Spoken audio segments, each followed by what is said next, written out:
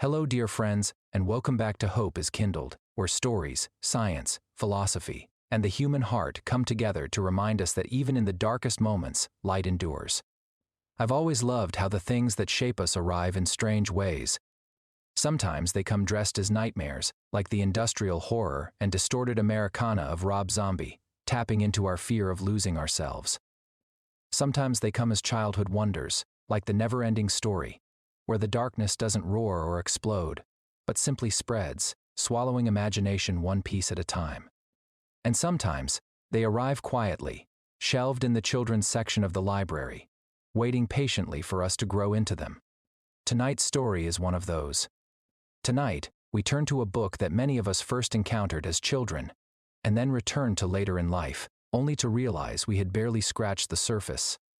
A book that looked like science fiction, felt like fantasy, wrestled with theology, and ultimately asked one of the most radical questions literature can ask. What if love, imperfect, emotional, stubborn love, really is the strongest force in the universe? Tonight, we step into the universe of A Wrinkle in Time. And what makes this moment especially powerful, especially now, is that this story is no longer just a memory. It's echoing all around us again. In the final season of Stranger Things, airing right now, we see its fingerprints everywhere. Children standing against an overwhelming darkness, parallel worlds pressing in, fear masquerading as order, kamazats, and the idea that what saves us isn't brute strength or cleverness, but connection. Stranger Things has always been a love letter to 80s storytelling, but beneath the bikes and synths and monsters, it's telling the same story the author, Madeleine L'Engle, told decades earlier. That conformity is seductive, that control is comforting, and that the real danger is not chaos, but the loss of self.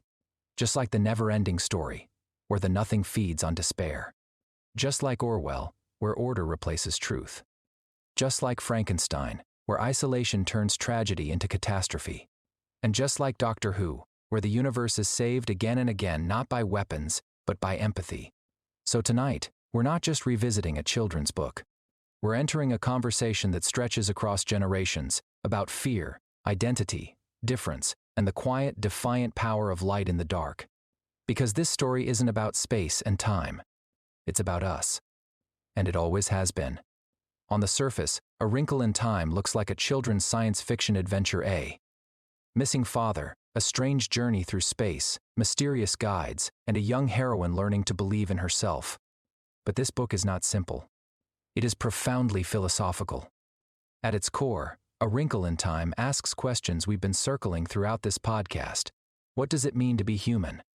Is conformity safer than freedom? Can love survive fear, control, and despair? And perhaps most importantly, what is the role of hope when darkness feels absolute?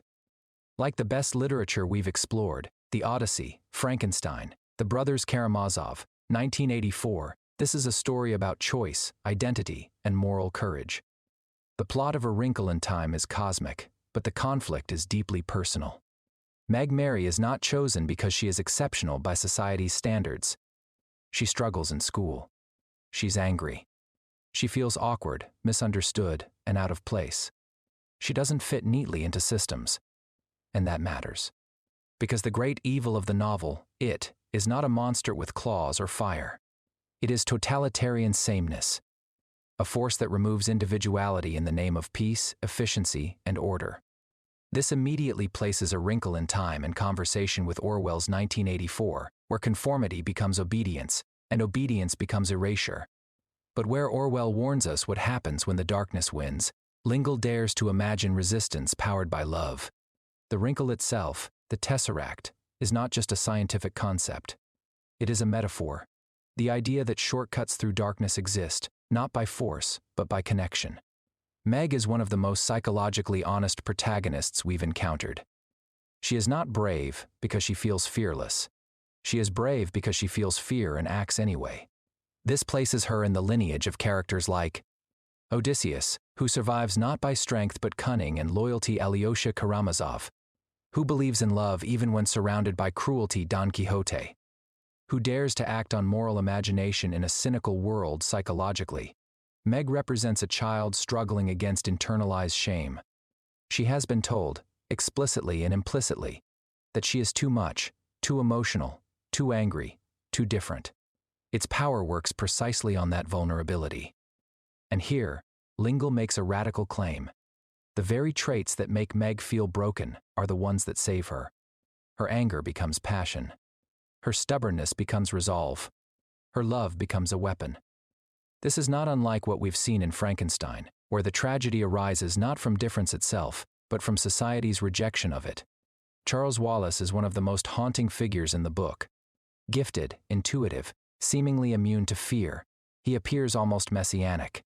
And yet, he is the one who falls. Why? Because intelligence without humility is vulnerable to control. Charles Wallace believes he can outthink it, that he can meet darkness on its own terms. This mirrors characters we've studied before, figures who mistake intellect for invulnerability. In The Demons and Beyond Good and Evil, we saw how brilliance untethered from empathy can be manipulated. In 1984, the most dangerous lies are the ones that sound logical. Charles Wallace's capture is a warning. Love, not intelligence alone, is what resists dehumanization. Mrs. Whatsit, Mrs. Who, and Mrs. Which function much like mentors we've seen across literature. Athena guiding Odysseus, Merlin instructing Arthur, Gandalf nudging rather than commanding they do not remove danger. They prepare the children to face it. This is one of the quiet but radical truths at the heart of A Wrinkle in Time. The three Mrs. W's, Mrs. Whatsit, Mrs. Who, and Mrs. Which, never promise safety. They never pretend the darkness isn't real. In fact, they are brutally honest about the cost of the journey ahead. Early on, Mrs. Whatsit tells Meg plainly that they cannot protect her from what she will face on Camazotz. And when Meg asks why they can't simply fix things, the answer is devastating in its simplicity. Each person must face the darkness themselves. This is why they do not hand Meg a weapon. They give her something far more dangerous: self-knowledge. Mrs. Who speaks in quotations not to confuse, but to remind Meg that wisdom already exists, that truth has always been spoken, again and again, across time and cultures. Mrs. Which strips away illusion, forcing Meg to confront her fear without softening it. And Mrs. Whatsit, once a star herself, shows Meg that even light can fall, and still choose to shine. What they teach her is not how to win, but how to remain human. This philosophy echoes the moral framework we explored in our episode on Gandhi. That true resistance does not seek to annihilate the enemy, because becoming what you oppose is the greatest defeat of all. Gandhi understood that violence, even when justified by fear, corrodes the soul of the one who wields it. L'Engle reaches the same conclusion through story rather than doctrine. And here, A Wrinkle in Time Lock, passed from incarnation to incarnation like a sacred charge, is simple and devastating in its clarity, never cruel, never cowardly. That is not a strategy. It is a moral boundary. The Doctor does not win by annihilating enemies. He wins by refusing to surrender compassion, even when compassion is costly, dangerous, or misunderstood. He steps into terror not to dominate it, but to outlast it. This is exactly what the Mrs. W's teach Meg. They do not encourage vengeance. They do not offer domination. They do not allow her to become what it is. On Camazotz, its power is not violence, it is control, uniformity, the obliteration of difference in exchange for comfort and certainty. And this is where cruelty and cowardice intertwine. Cruelty toward others, cowardice toward the truth of oneself. IT offers peace, order, and certainty. It promises an end to pain through sameness. And this is crucial. It does not threaten Meg with chaos. It tempts her with comfort. That is why love must be fierce. When Meg finally confronts it, she does not defeat it with cleverness or strength. In fact, every attempt at logic fails. What works, what breaks its hold, is the thing it cannot understand or replicate: Meg's willingness to love her brother even when that love hurts her. I love you, she tells Charles Wallace, not sentimentally, not abstractly, but as an act of defiance. This love is not soft, it is not safe. It costs her fear, pain, and vulnerability. And that is precisely why it works. L'Engle makes an extraordinary claim here: that love is not the opposite of power, but a different kind of power altogether. A power that does not dominate. A power that does not erase difference. A power that refuses to surrender the soul in exchange for control. The Mrs. W's understand this. That is why they step back. That is why they let Meg walk forward alone, because the goal was never to save the children from danger. The goal was to help them become the kind of people who could walk into the darkness and carry light with them. This is hope in action, not hope as optimism, not hope as denial, not hope as the belief that things will somehow work out. This is hope as formation, in A Wrinkle in Time. Hope does not mean the absence of fear or suffering. It means developing the inner strength to face fear without surrendering compassion, identity, or love. The Mrs. W's understand something that great teachers, mentors, and moral guides across history have always known. You cannot shield people from darkness forever. You can only prepare them to meet it honestly. They do not promise Meg that she will win. They do not tell her that love will be easy. They do not pretend that light will overpower darkness by force. Instead, they help her grow into someone capable of choosing light anyway. That choice, made freely, painfully, and without guarantees, is the essence of hope. It's the same hope we've encountered throughout Hope is Kindled. In Odysseus pressing on despite loss, in Dickens' insistence that redemption remains possible, in Dylan's refusal to stop asking questions, in Gandhi's belief that moral strength outlasts brute power, and in the doctor's insistence on never being cruel or cowardly. Hope, in this sense, is not passive. It is an act of resistance. To walk into darkness carrying light is to say, I may not control what happens, but I will control who I am. It is the refusal to trade one's humanity for safety, certainty, or conformity. And that is precisely why it cannot win. Darkness feeds on fear and sameness, but it has no answer for love freely given. This is why Meg succeeds where logic fails.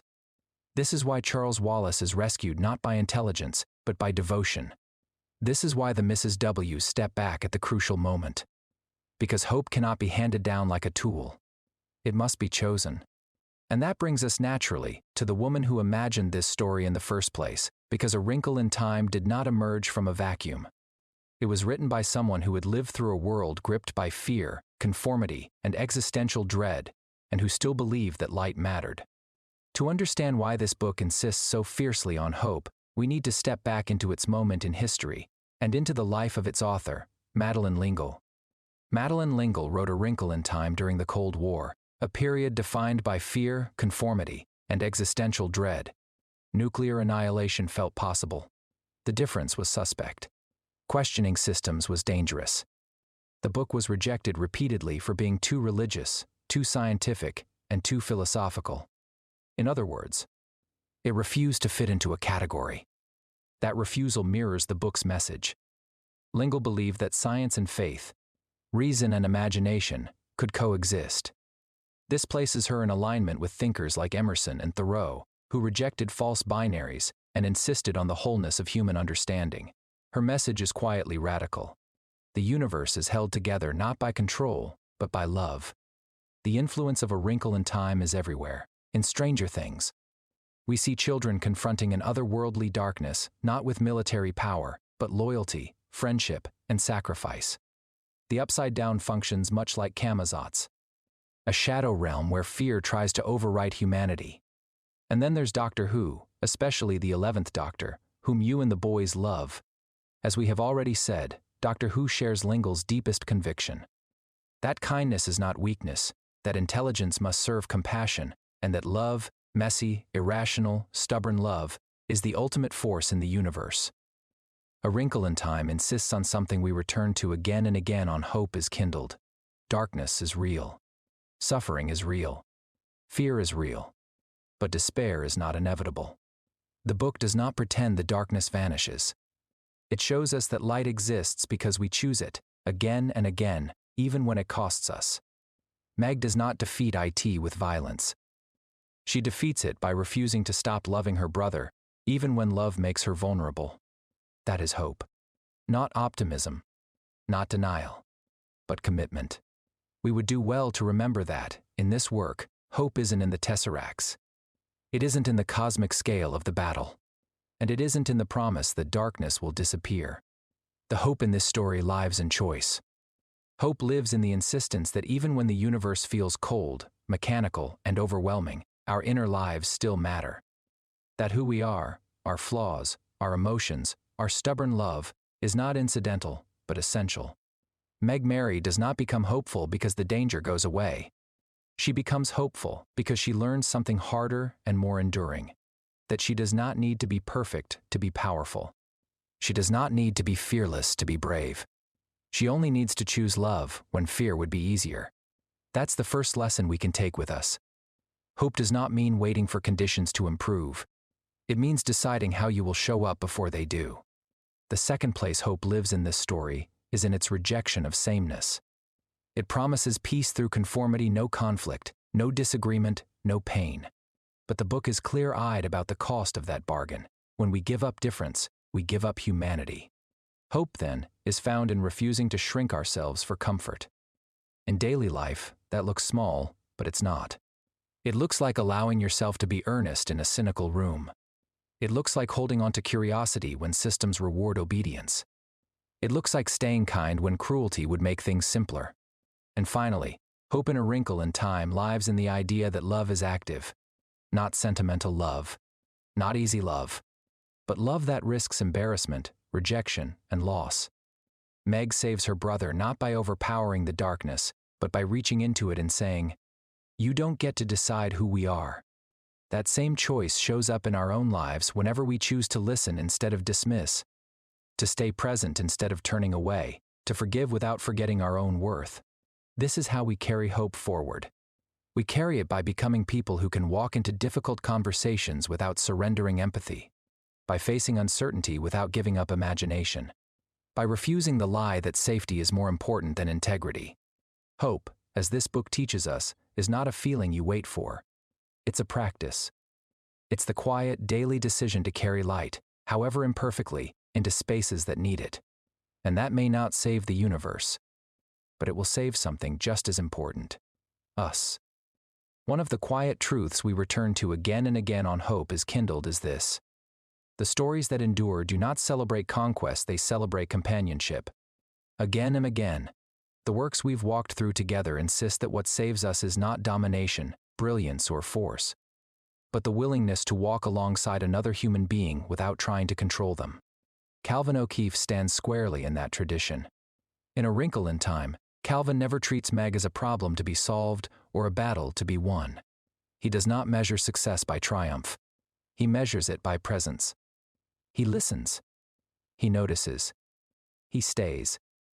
This places him in a long lineage we've already traced throughout the podcast.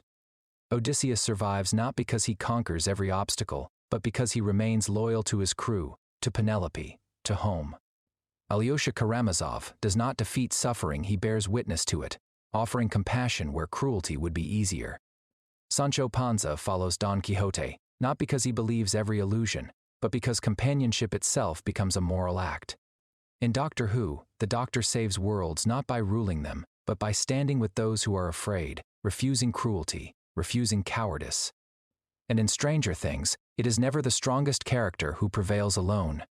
It is the group, the kids on bikes, the friends who refuse to abandon one another, who stand against the darkness. As my friend Amy reminded me, Calvin belongs with them. He does not conquer Meg's fear. He does not correct her anger. He does not reshape her into something easier to love. He walks with her as she is. That choice, again, small on the surface, enormous in practice, is the very heart of companionship over conquest. It says, "I will not reduce you in order to feel powerful. I will not abandon you in order to feel safe." This is why Calvin matters so much to the moral architecture of the book. In a story filled with cosmic forces, he grounds hope at the human scale. He shows us that while Meg confronts darkness directly, someone must also be willing to stand beside her without needing to win. And that is perhaps the most transferable lesson of all. Most of us will never face it. We will never tesseract across galaxies. We will never save the universe. But we will be given chances, quiet, daily chances to choose companionship over conquest. To listen instead of dominate. To stay instead of flee. To love without demanding control. Calvin O'Keeffe reminds us that this, too, is how the darkness is resisted. Not by standing above one another, but by standing together. And that, at its core, is the hope is Kindled keeps returning to, that we are not saved by winning, but by walking the journey side by side. This work endures because it tells young readers, and reminds older ones, that they are not broken for being different. That intelligence must be paired with compassion. That love is stronger than fear. That individuality is sacred. And that even in a universe filled with darkness, every act of kindness is a point of light. Like Dylan's songs, like Dickens' ghosts, like Dostoevsky's questions, like Don Quixote's impossible dream, this book dares to say that the human spirit matters. And that is why it belongs here. Darkness will always promise comfort. It will always offer certainty, sameness, and silence. But light asks something harder. It asks us to love anyway, to remain ourselves anyway, to walk forward even when the path is unclear. Hope is not waiting to be rescued. Hope is becoming someone who can walk into the dark and carry light with them. And before we close, I want to slow us down for just a moment, because some lines in literature are clever, some are beautiful, and some feel as though they were written not just to be read, but to be lived. In A Wrinkle in Time, there is one simple sentence that carries the weight of the entire story. It doesn't explain the science. It doesn't describe the darkness. It doesn't even promise victory. It asks something far more difficult of us. It asks us to act. This is the line Meg carries into the darkness, the line the story leaves in our hands. And maybe, if we let it, the line we carry with us into our own lives. Love is something you do. In A Wrinkle in Time, this sentence isn't a comfort, it's a responsibility. Love, as Madeleine L'Engle understands it, is not a feeling that arrives when circumstances are safe. It is not a reward for certainty, and it is not sustained by ease. Love is an act, a choice made again and again, especially when fear would be simpler. Meg does not save her brother because she feels brave. She saves him because she acts bravely. She does not defeat darkness by understanding it. She defeats it by refusing to abandon love, even when that love makes her vulnerable. That is the meaning of the line. Love is what you do when logic fails. Love is what you do when anger could harden you, but instead sharpens your resolve. Love is what you do when the world offers control in exchange for your humanity, and you refuse the trade. This is not sentimental love. This is defiant love. Love that shows up. Love that risks loss. Love that says, I will not become less in order to survive. In that sense, love is something you do becomes more than a line from a book. It becomes a rule for living, a guidepost, an ethic. It tells us that hope is not something we wait for. It is something we practice. In small moments, in difficult conversations, in choosing kindness when cruelty feels justified, in staying present when walking away would be easier. And maybe that's why this story endures. Because long after the stars and tesseracts fade, what remains is this simple, demanding truth. Love does not save the universe because it is powerful. It saves the universe because it is chosen. Again, and again, and again. As always, thank you for walking with me. Good journey.